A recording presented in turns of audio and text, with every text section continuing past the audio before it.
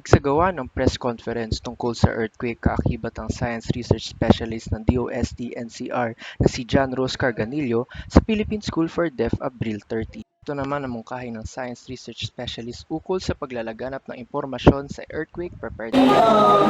Proactive in promoting especially the nationwide simultaneous earthquake resiliency through the social media, through TV broadcast, through the radios, other means of communication, just so that people, the constituents of each cities, of each barangays, are aware of what to do during an earthquake.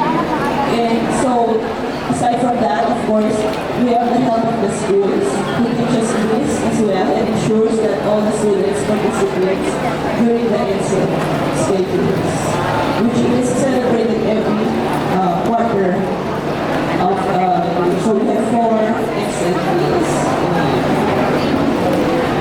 Ito naman ang paglalahad ng kanyang kaalaman ayon sa ugnayan ng DRRM at ang mga namumuno sa lungsod sa mga kagamitan ng pangsakuna. Yung mga, yes, I think there will be an impact. May impact yun kasi kaya naman nag-acquire ng equipment ng DRR-related equipment ang ating mga city disaster risk reduction management offices. Eh para magamit nila sa panahon ng sakuna para sa kanilang mga mamamayan. And sila rin ay nag-training para alam nila kung paano ang gagawin, kung paano tutulong sa kanilang mga constituents. So in the end, ang mga kinabang pa rin yun ay yung mga constituents.